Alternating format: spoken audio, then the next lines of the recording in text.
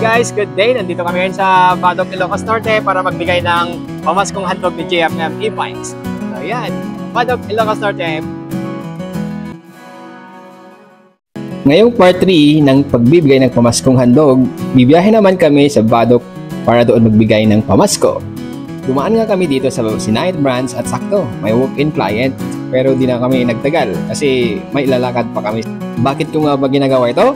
Dahil minsan na nila akong tinulungan. Ngayon, sa maliit na bagay, magbibigay naman ako. At ayon na nga, nakarating na kami sa Badok, Ilocos Norte. Hello guys! Nandito kami ngayon sa Badok, Ilocos Norte. Nagbibigay ng pamaskong handog sa may mga e-bikes na may tatak JFM. So, bago nga namin isagawa ang misyon, may bibigay muna tayo sa Office of the Mayor para sa business. Yun, tara na!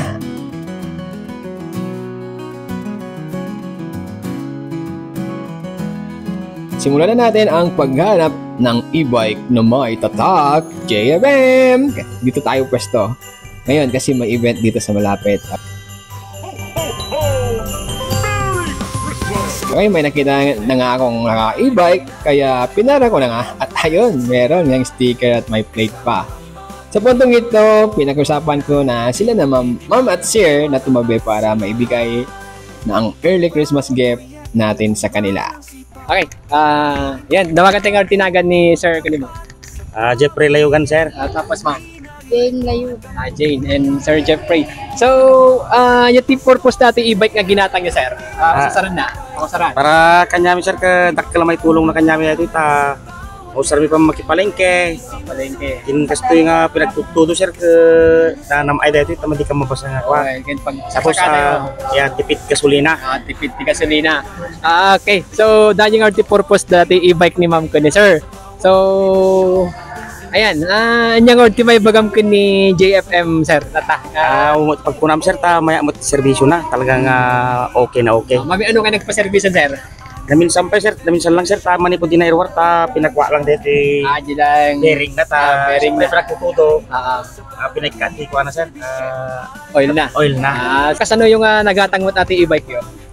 Napanggamrang nagpa-share jay Sinait, sir. Jay Ilocosor.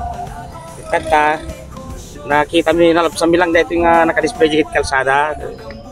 Di magas kami di patasan tayo mga damagan sa presyo na deta ko na. So nagkagustuhan kayo matan.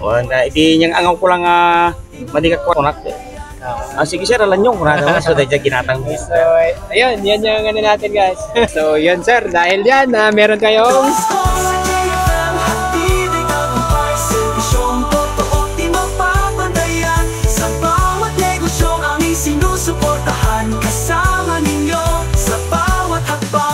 sa Paskong ito, magpasalamat tayo sa JFM. JFM number 1. Where quality e-bikes are affordable. JFM na. Now na. So next na pupuntahan natin guys is malapit dito sa Badok. Okay? So Ilocos Norte siya. Alam nyo na yan. Okay? So yan.